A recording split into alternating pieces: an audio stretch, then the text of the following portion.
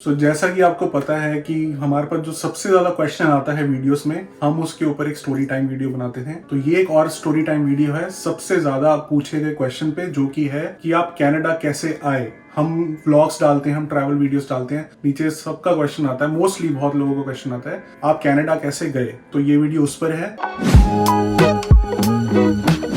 और अगर आपने सब्सक्राइब चैनल को नहीं किया अभी तक, सो सब्सक्राइब कर लेना चैनल को, बिकॉज 80% बंदे होते हैं जो चैनल पे आते हैं, वीडियोस देखते हैं, लेकिन सब्सक्राइब नहीं किया होता। सो ये थोड़ा सा मोटिवेशन मिलेगा अगर आप सब्सक्राइब भी कर लोगे। तो स्टोरी स्टार्ट करते हैं। Let's go back in time 2016, जब हमने सोचा कनाडा आने का। क्यों आने का सोचा उसके ऊपर एक सेपरेट वीडियो बनेगा, वो डिफरेंट टॉपिक है। बट हमने सोचा तो फिर हमने एक्सप्लोर करना शुरू किया, और बहुत ज्यादा इंफॉर्मेशन यूट्यूब पे उस टाइम पे नहीं अवेलेबल थी, बट जितनी भी वेबसाइट पे अवेलेबल थी, जितनी भी यूट्यूब पे अवेलेबल थी, उसके अकॉर्डिंगली हमें पता चला कि बहुत सारे तरीके होते हैं कनाडा आने के। एक प्रोग्राम होता है एक्सप्रेस एंट्री प्रोग्राम, और भी बहुत सारे होते हैं। आप मैरिज करा के आ सकते हो, आप स्टडी वीजा पे आ सकते हो, आप वर्क वीजा लेके आ सकते हो, बहुत सारे तरीके होते हैं। हमें उस टाइम पे बहुत ज्यादा आइडिया नहीं था, बट सबसे पॉपुलर प्रोग्राम है जिसमें सब मोस्टली आते हैं एक्सपीरियंस क्लास, वो है एक्सप्रेस एंट्री प्रोग्राम। और मनप्रीत ने उसके बारे में एक्सप्लोर करना स्टार्ट किया। मनप्रीत थोड़ा आपको आइडिया देगी कि क्या है हाई लेवल वो। जब मैंने इस एक्सप्रेस एंट्री प्रोग्राम के बारे में पढ़ना शुरू किया, ऑनलाइन आर्टिकल्स देखने शुरू किए, मैंने रियलाइज किया कि यूट्यूब पे बहुत कम इन्फॉर्मेशन थी उस टाइम पे कनाडा के बारे में, कनाडा इमिग्रेशन के बारे में। ये एक बहुत बड़ा रीजन था हमारे लिए कि हम अगर सक्सेसफुल हुए इस चीज में, अगर हम कभी आगे जाके कनाडा मूव हुए, तो हम इसके ऊपर अपनी जर्नी जरूर बनाएंगे, अपने फर्स्ट हैंड एक्सपीरियंसेस शेयर करेंगे। तो अगर आप हमें पहले से फॉलो कर रहे हो तो आप जानते हो कि हमारा एक इंग्लिश में कनेडियन इमिग्रेशन चैनल है, जहाँ पे हम अपने सारे कनेडियन एक्सपीरियंसेस शेयर करते हैं। अगर आपने अब तक नहीं देखा तो go and check it out, हम लिंक डिस्क्रिप्शन में डाल देंगे। Coming back to the story, जब मैंने रिसर्च करना शुरू किया, थोड़ा सा पढ़ा, तो मुझे लगा कि शायद हम इस प्रोग्राम के लिए एलिजिबल हो सकते हैं, बिकॉज हम दोनों MNCs में जॉब करते थे, दोनों की प्रोफाइल्स IT में थी। आई थॉट कि let's give it a try. और इसमें बहुत सारे फैक्टर्स होते हैं, जैसे कि आपकी एज मैटर करती है, आपकी क्वालिफिकेशन मैटर करती है, आप किस प्रोफाइल में काम कर रहे हो वो मैटर करता है। जितना मैंने स्टडी किया, मुझे लगा कि शायद हम इस चीज के लिए एलिजिबल हो सकते हैं, और जो पॉइंट्स रिक्वायरमेंट है शायद हम उसे मीट कर पाएंगे। हमने सोचा कि let's give it a try, एक बार कोशिश करते हैं। अगर हो गया तो वेल एंड गुड, नहीं तो हमारी इंडिया में लाइफ बहुत अच्छी थी, जॉब्स हमारे सेटल थे, फैमिली थी, सब कुछ था। बट फिर आपके मन में क्वेश्चन आ रहा होगा कि कनाडा क्यों मूव हुए, वो सेपरेट वीडियो बनाएंगे। बट ये जो प्रोग्राम था, इसमें बहुत सारे फैक्टर्स थे। आपको पॉइंट्स मिलते हैं, और वो CRS कट ऑफ करके एक पॉइंट आता है। अगर उससे ऊपर आपके पॉइंट्स होते हैं, लेट्स से 4500 बंदे हैं जिनका CRS स्कोर 470 से ऊपर है, तो उनको इनविटेशन आ जाता है कनाडा का। वो पॉइंट्स किस पे डिपेंड करता है, वो आपकी एज पे डिपेंड करता है, आपके वर्क एक्सपीरियंस पे डिपेंड करता है, आपकी इंग्लिश लैंग्वेज कैपेबिलिटी पे डिपेंड करता है कि आपको इंग्लिश कितनी अच्छे से बोलनी, लिखनी, सुननी और पढ़नी आती है। उसका एक IELTS टेस्ट होता है, उसके बारे में अभी आपको थोड़ा डिटेल में बताऊंगा। एंड एक और क्राइटेरिया होता है कि कोई मेडिकल आपको प्रॉब्लम नहीं होनी चाहिए, कोई बड़ी मेडिकल इशू नहीं होना चाहिए। तो इन सब के बेसिस पे अगर आपका सब कुछ है, डॉक्यूमेंट्स है आपके पास, और आपकी एज भी ठीक है, बिकॉज एज अगर मैं बोलूं तो I was 30 and she was 27 that time जब हमने स्टार्ट किया था प्रोसेस। जितनी आपकी एज कम होती है, लेट्स से बिटवीन 21 to 29, आपको बहुत ज्यादा पॉइंट्स मिलते हैं। जैसे जैसे एज निकलती जाती है, एज आपकी ज्यादा होती जाती है, वो 470 जो CRS में आपको बता रहा हूँ वो कम होता जाता है, आपका बहुत कम पॉइंट बनेगा, तो चांसेस बहुत कम हो जाते हैं। इसलिए हमने एक बार सोचा था कि एक बार ट्राई करेंगे, और अगर हो गया तो ठीक है, नहीं हुआ तो फिर सब कुछ बढ़िया है। बट IELTS टेस्ट का जो मैं आपको बता रहा हूँ, वो इंग्लिश कैपेबिलिटी के लिए एक टेस्ट होता ही होता है एक्सप्रेस एंट्री प्रोग्राम में। और आपकी ठीक अगर इंग्लिश भी है, थोड़ी सी प्रिपरेशन करके आप उसमें अच्छा स्कोर ले सकते हो, IELTS में बैंड ले सकते हो, and then you can apply for express entry programme with all your documents के ऊपर मैं बोलूंगा कि मेरे डॉक्यूमेंट्स ही कंप्लीट नहीं थे। मैंने कभी देखा ही नहीं था, यार मेरे पास तो ये वाला डॉक्यूमेंट ही नहीं है, लेट्स से 10th का सर्टिफिकेट, और इतने सालों बाद निकलवाने में बड़ी प्रॉब्लम होती है।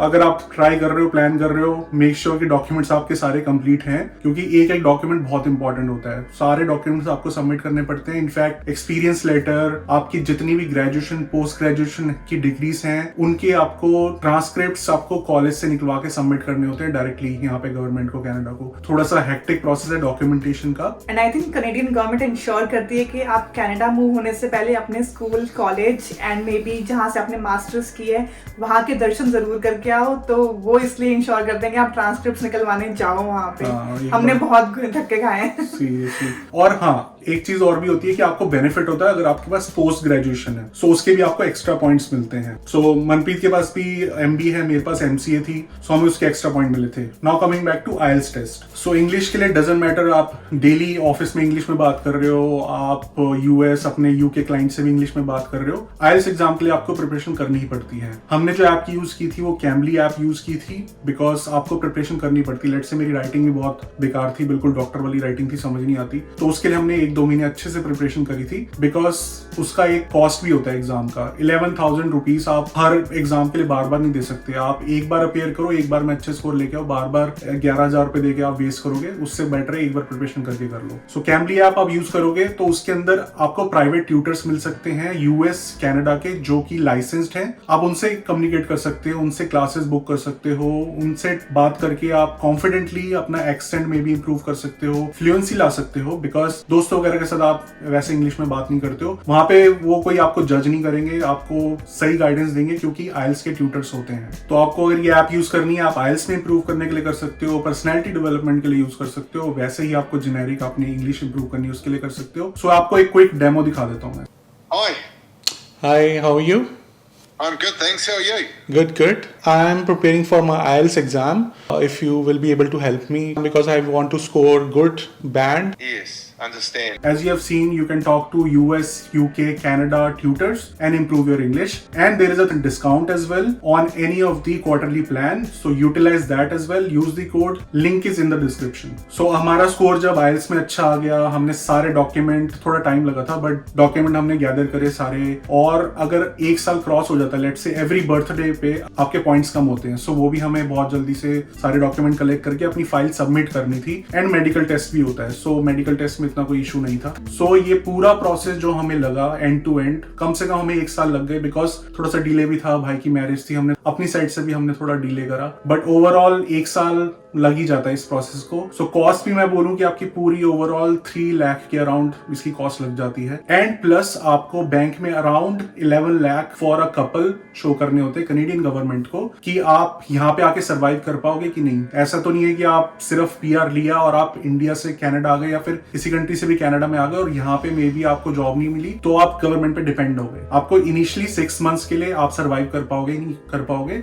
उसके लिए IRCC या भी जो भी गवर्नमेंट बॉडी है इमिग्रेशन के लिए, वो देखती है कि आपके बैंक में कुछ फंड्स होने चाहिए। और मोर ओवर आपको लगता है कि ये इतना सारा पैसा है, बट ये आपके आगे जाके यूज होने वाला ही होता है। बिकॉज जब आप कनाडा मूव होते हो तो इनिशियली मे बी आपकी जॉब ना लगे कुछ महीने, तो आप ये फंड्स यूज कर सकते हो। सो ऐसा नहीं है कि ये जो पैसे हैं वो गवर्नमेंट ले लेगी, इट्स मोर ऑफ कि आपका बैकअप होना चाहिए, इसलिए वो एक अमाउंट सेट करते हैं। और ये अमाउंट थोड़ी वेरी करती है नंबर ऑफ मेंबर्स के ऊपर। इवन अगर आपको डिटेल वीडियो देखना है, इसका स्टेप बाय स्टेप प्रोसेस देखना है, तो हमारा इंग्लिश चैनल है इमिग्रेशन का, आप वहां जाके चेक कर सकते हो। और अगर एक्चुअल में आपको किसी लाइसेंस कंसल्टेंट से बात करनी है कनाडा मूव होने के लिए किसी भी प्रोग्राम के लिए, सो यहाँ पे लिंक आ रहा है, इस लिंक पे जाके आप अपॉइंटमेंट बुक कर सकते हो and then you can talk to licence consultant. Because licence consultant अगर कोई नहीं है वो स्कैम कर सकता है। अगर आप किसी ऐसे कंसल्टेंट के पास जा रहे हो जो जिसके पास लाइसेंस नहीं है IRCC बॉडी का, सो वो आपको स्कैम कर पाएगा और गवर्नमेंट कुछ भी नहीं कर पाएगी। लाइक अगर कोई लाइसेंस कंसल्टेंट होगा वो आपको स्कैम करेगा तो उसका लाइसेंस भी कैंसिल हो सकता है। सो ऑलवेज मेक श्योर कि आप लाइसेंस कंसल्टेंट के पास जा रहे हो। Maybe he will charge you $400-500 extra, but there is a surety that you will not be scammed, because as I said licence consultants को डर रहता है कि उनका लाइसेंस कैंसिल हो जाएगा अगर वो कुछ भी गलत काम करेंगे। And to this point again मुझे एक और चीज कहनी है इस वीडियो में। हमारे इंस्टाग्राम पे हमें बहुत लोगों के कमेंट्स आते हैं, अलग से लोग पिंग करते हैं कि कुछ इलीगल कंसल्टेंट्स हैं इंडिया में और मे बी किसी और कंट्री में, जो हमारा नाम यूज करके ये शो कर रहे हैं कि हम उनसे एसोसिएटेड हैं और इस चक्कर में लोग उनको पैसे दे देते हैं। सो प्लीज बी वाइज, ऐसे ही आप किसी को पैसे मत दो। जिन कंसल्टेंट का हमने आपको लिंक में बताया, we are just associated with him and nobody else, and उनके साथ भी वी विल से दैट आप पूरा इंश्योर करो, if you are confident and if you think that आपको प्रोसीड करना है तभी करो। एंड जिस एजेंसी से हमने करवाया था उन्होंने हमें बहुत परेशान किया था, उन्होंने हमारे पैसे ले लिए थे, उसके बाद हमें रिस्पॉन्ड बिल्कुल करना बंद कर दिया था, इसलिए हम उनका तो कभी नाम भी नहीं लेंगे। हमसे लोग पूछते हैं कि आपने किस एजेंसी से करवाया था, अपनी फाइल प्रोसेस करवाई थी, हम कभी नहीं बताएंगे बिकॉज हमारा बहुत बुरा एक्सपीरियंस था। यही रीजन था कि हमने एक चैनल बनाया था जिसके ऊपर हम सारी गाइडेंस देंगे और ट्राई करेंगे कोई स्कैम ना हो। बट अभी भी जैसे मनप्रीत ने बोला बहुत दुख होता है, हमारा वीडियो उठा के यूट्यूब का कई इमिग्रेशन कंसल्टेंट जो स्कैम करते हैं, वो लाइसेंस नहीं होते, वो अपने इंस्टाग्राम पे या फिर फेसबुक पे डाल देते हैं और लोगों को लगता है कि हमने उनके थ्रू करवाया है, वो इस तरह से पोर्ट्रे करते हैं। सो हमने बहुत सारे रिपोर्ट करे हैं फेसबुक पे, बहुत सारे इंस्टाग्राम पे भी करे हैं रिपोर्ट, बट ये आपकी रिस्पॉन्सिबिलिटी भी थोड़ी सी बनती है कि आप थोड़े क्वेश्चन करो या फिर हमसे पूछ लो कि आप एक्चुअली में इनसे एसोसिएटेड हो। मतलब लोगों को मैंने देखा मैसेज आता है 50,000 दे दिए, मेरे को इतना दुख होता है कि 50,000 उन्होंने दे दिए एंड देन उसके बाद उनका फोन रिस्पॉन्ड नहीं कर रहे हैं, कंपनी वगैरह बंद होगी, व्हाटएवर। सो थोड़ा सा अपने से दिमाग लगाओ और क्वेश्चन करो उनको पैसा देने से पहले। एंड एक हेल्प मेरे को चाहिए, जब भी आप ऐसा कोई कंटेंट देखो जिसमें आपको हमारा वीडियो दिख रहा है या फिर हमारी पिक्चर दिख रही है एंड वो बोल रहे हैं कि कनाडा कपल की प्रोसेस हमने फाइल करी है और आप हमें पैसे दो, व्हाटएवर, उनको ऑनलाइन फेसबुक इंस्टाग्राम पे रिपोर्ट करो, हमें स्नैपशॉट भेजो, we will take that forward, हम उनकी कंप्लेंट करके उनका अकाउंट ब्लॉक करवाएंगे, कंप्लेंट करेंगे, व्हाटएवर। हम भी इतना ज्यादा नहीं कर सकते बिकॉज हमारे पास बहुत सारे आते हैं ऐसे मैसेजेस, तो आप किया करो, ये एक रिक्वेस्ट है बिकॉज ये हेल्प करेगा कि किसी भी और बंदे के वहां पे कोई स्कैम ना हो, पैसे कोई बर्बाद ना हो। सो थोड़ा सा नॉलेज आपको दे दी, बट ये पूरा प्रोसेस है। सो वो सारे स्टेप्स इंडिया में हमने कंप्लीट करने के बाद वीजा आ गया, हमने अप्रैल में यहाँ पे 2018 में लैंड कर लिया था एंड उसके बाद की स्टोरी हम ऑलरेडी वीडियो में डाल चुके हैं। आप 2.5 ईयर की जर्नी जो है हमारी देख सकते हो इस चैनल पे, वो एक वीडियो है, वो आप जाके देख सकते हो। सो जैसे मैंने एज का बोला था आपको, so Manpreet was 3 years younger to me. Obviously जिसकी एज कम होती है उसको ज्यादा पॉइंट्स मिलते हैं। प्राइमरी एप्लीकेंट आपको एक बनाना पड़ता है अगर आप कपल हो, और एक आपको सेकेंडरी एप्लीकेंट बनाना पड़ता है। So Manpreet was the primary applicant because जो मैंने आपको स्कोर बोला था 470, अगर जो प्राइमरी एप्लीकेंट है उसकी एज कम है तो आपका ज्यादा बनेगा score. So Manpreet was the primary applicant and ये जब भी हमारी कोई झगड़ा होता है तो ये मेरे को ये बोलती है कि मेरी वजह से तुम कनाडा आए हो क्योंकि मैं प्राइमरी एप्लीकेंट थी, अगर तुम होते तो स्कोर ज्यादा होता और हम आ ही नहीं पाते। तो वो तो मेरे को पूरी जिंदगी सुनना ही पड़ेगा। हाँ, और बहुत सारे लोग ऐसे कमेंट करते हैं कि तुम यहाँ शादी करके आ गई हो, तो भाई मैं ही प्राइमरी एप्लीकेंट थी, मैं ही लेके आई हूँ अपने पति को। Thank you thank you thank you. तो सारे सुन लो, मैं मनप्रीत की वजह से कनाडा में आया हूँ। इसको ही मत बोला करो कि इसको ही मत बोला करो कि ये मेरे से शादी करके कनाडा में आई है। भाई मैं हम दोनों एक साथ आए हैं, हम दोनों ने साथ में सारे स्ट्रगल किए हैं और साथ में मूव हुए हैं एंड इवन हमने सॉफ्ट लैंडिंग भी नहीं करी। हम दोनों ने सोचा कि हम सब कुछ प्लान करेंगे और सब कुछ साथ में फेस करेंगे। अब आपको सॉफ्ट लैंडिंग जीना मरना साथ में। अब आपको सॉफ्ट लैंडिंग समझाना पड़ेगा क्योंकि हम बिल्कुल बेसिक वाली इंफॉर्मेशन दे रहे हैं। तो बताइए आप soft landing. So soft landing का मतलब ये होता है कि जब आपका वीजा लग गया कनाडा का, तो आप कनाडा आओ, कुछ टाइम यहाँ पे रहो, मे बी अकोमोडेशन ढूंढो अपना एंड जॉब वगैरह सर्च करो एंड साथ में आप अपनी होम कंट्री से जॉब्स मत छोड़ो। इसमें लोग ये करते हैं कि आके एक बंदा यहाँ रह जाता है एंड दूसरा में भी वापस चला जाता है, सो दैट इनकम बनी रहे एंड एक बंदा स्ट्रगल करे, जॉब ले एंड देन दूसरा मूव हो सकता है। और जब एक बंदे की यहाँ पे जॉब लग जाए दूसरा बंदा भी आ जाए, बिकॉज एटलीस्ट एक आपकी सैलरी आती रहेगी। हमारे केस में हम दोनों आ गए थे, हमारी कोई सैलरी नहीं आ रही थी 2 महीने तक, राइट। कनाडा में हम जॉब ढूंढ रहे थे और इंडिया की सैलरी बंद हो चुकी थी। सो ये सॉफ्ट लैंडिंग का मतलब होता है, बहुत लोग करते हैं, इसका बेनिफिट भी होता है। आई थिंक अपना अपना पॉइंट ऑफ व्यू है। हमें ये लगा कि एटलीस्ट इस सिचुएशन में हमें एक दूसरे के साथ होना चाहिए यहाँ पे, बिकॉज आप नई कंट्री में हो, अकेला बंदा ऑलरेडी परेशान होता है, बहुत सारी स्ट्रगल्स होती हैं।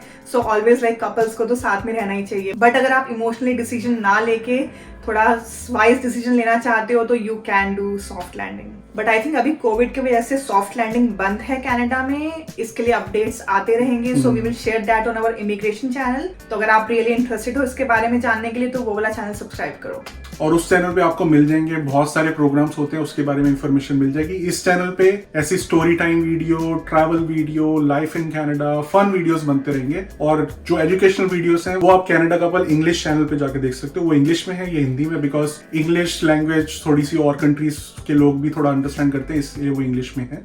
एंड ऐसे ही हम स्टोरी टाइम वीडियो बनाते रहेंगे और भी। आई होप इससे कुछ आपको इन्फॉर्मेशन मिली होगी, कुछ आइडिया हुआ होगा, बिकॉज बहुत सारे क्वेश्चन आते थे कि आप कैसे आए थे कनाडा में, आप शिप पकड़ के आए थे कि आप इलीगल तरीके से आए थे, शादी करके आए थे या फिर लेबर वर्क पे आए थे। सो आई होप थोड़ी सी क्लैरिटी मिली होगी। एंड ऐसे ही यहाँ पे स्टोरी टाइम वीडियो और मे बी ट्रैवल व्लॉग, अगर आपने ट्रैवल व्लॉग नहीं देखे वो आप जाके देख सकते हो। बहुत टाइम लगा के हम एफर्ट लगा के बनाते हैं। सो सब्सक्राइब कर लेना चैनल को, बिकॉज 80% बंदे होते हैं जो चैनल पे आते हैं, वीडियोस देखते हैं, लेकिन सब्सक्राइब नहीं किया होता।